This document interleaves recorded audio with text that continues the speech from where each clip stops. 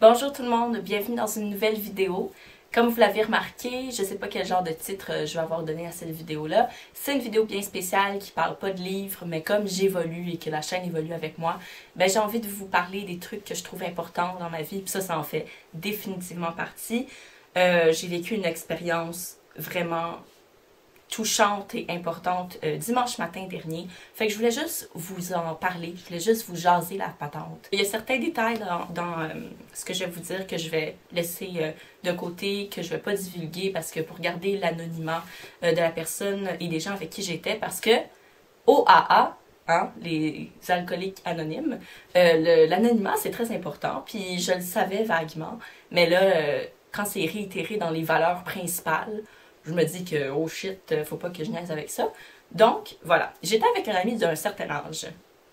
Et cet ami-là a bien voulu me faire partager une partie de son univers que je connaissais pas. Je savais que il y avait eu des problèmes avec l'alcool dans le passé puis qu'il était en rémission, mais je savais pas à quel comme extent. Puis c'est une personne lumineuse dans ma vie, cette personne-là. Pour moi là, c'est un ange sur terre. Puis j'ai été vraiment comme reconnaissante qu'il m'invite à cet événement-là, à cette rencontre-là.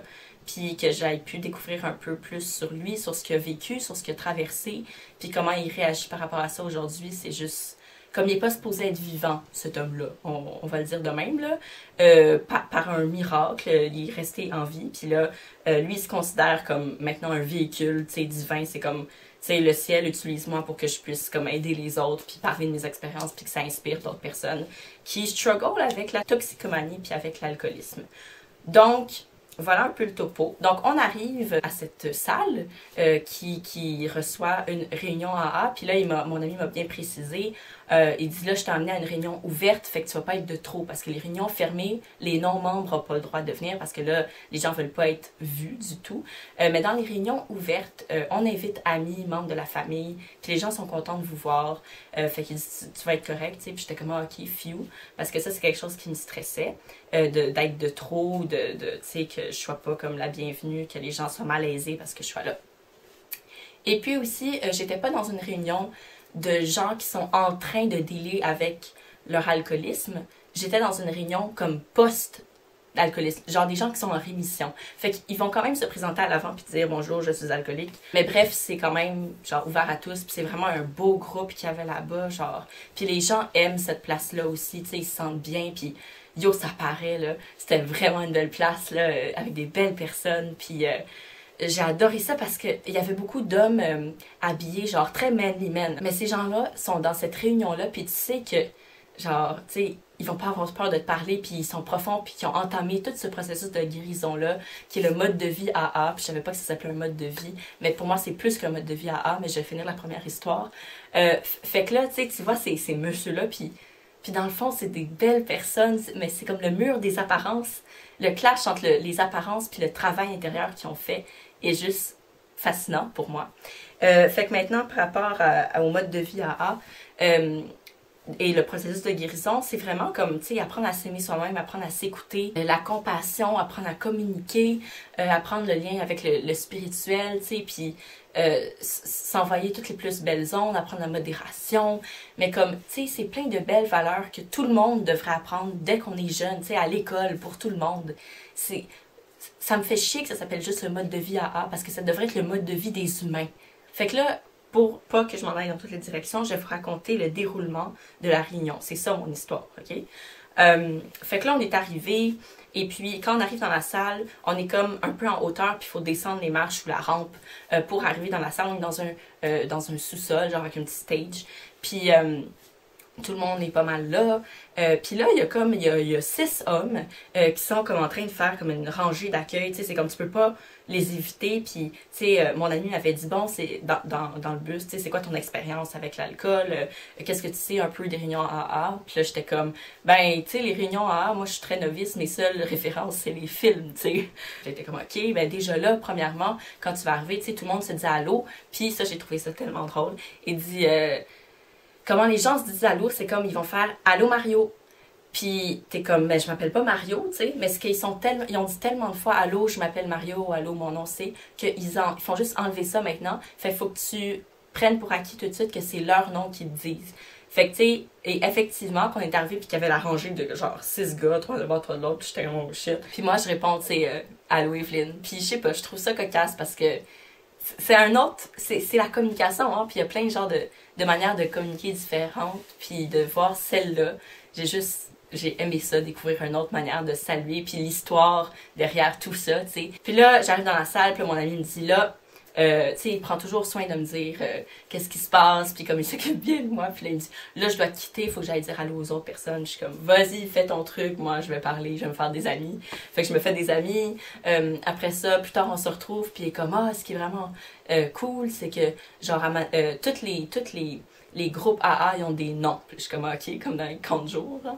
Puis là, il dit, à un moment donné, il y avait les toasts. Puis là, il me raconte, parce que là, les gens se promenaient avec des toasts, tu sais. Puis il y a un groupe qui s'appelle les toasts. Puis l'histoire, c'est qu'ils faisaient venir les participants comme 1 heure avant pour manger ensemble le déjeuner, une toast, un café.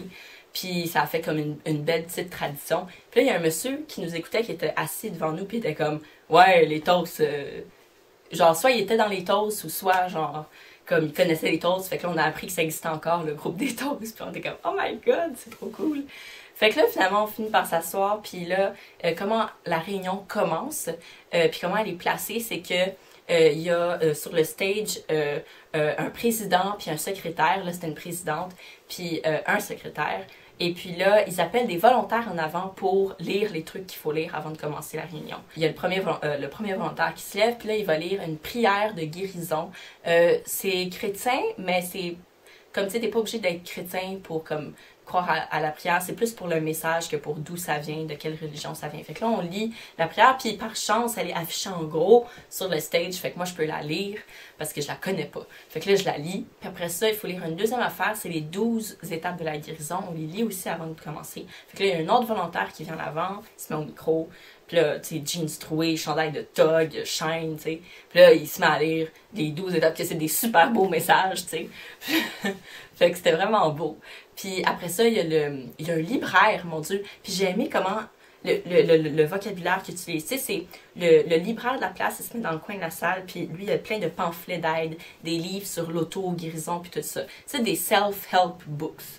Puis là, il dit, moi, je m'occupe de la littérature va être là-bas. Puis c'est ça, il utilise le mot la littérature. Puis j'ai aimé ça parce que littérature prend tellement de significations différentes. Là. À l'université, la littérature, c'est comme, mon Dieu, ça, c'est jamais de la littérature, la grande littérature. Puis lui, ces petits livres que à l'université, on ne considère pas pantoute comme la littérature, lui, il va utiliser le mot littérature parce que c'est des livres, c'est de la lecture, puis tout ça. Fait que ça m'a fascinée dans mon petit cerveau de littéraire, là. Et puis ensuite, quand les 2 prières, récitations sont faites, là, on peut commencer. Et puis, dans cette réunion-là, ils invitent un nouveau conférencier à chaque semaine pour leur partager son histoire, son évolution, son processus de guérison, puis inspirer le monde, tu sais. Puis là, cette semaine, c'était mon ami. Alors là, il se lève, il était très nerveux, parce que ça le rend nerveux. Il veut faire un bon speech, il veut pas moffer, tu sais.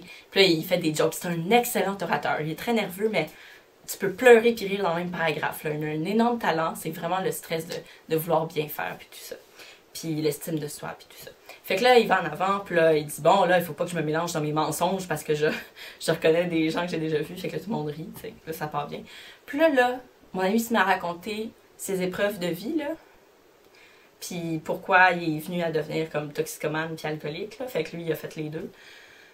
Puis, my God, genre, c'est extrême, là. Extrême, extrême. J'ai jamais entendu ça autre part que dans les films. Puis c'était beau en même temps parce que il inspirait le monde en même temps. Puis c'était beau comment il racontait. Puis j'ai eu des larmes. Tu sais, je braillais pas, mais j'ai eu des larmes 2 fois pendant qu'il parlait. Puis il a parlé pendant un bon 50 minutes. Puis mon Dieu, c'était intense. Puis j'étais juste comme voir que j'ai la chance d'écouter ça, puis de voir comment il a vécu ça. Puis tu sais, il a fini, puis là, tout le monde applaudissait, puis là, il venait se rasseoir, puis là, vu que, tu sais, je le voyais qu'il s'en venait vers moi, ben là, j'ai lâché prise, puis j'étais comme, je suis partie à brailler, puis là, il m'a donné un gros câlin, puis il était comme, pleure, pleure, pleure.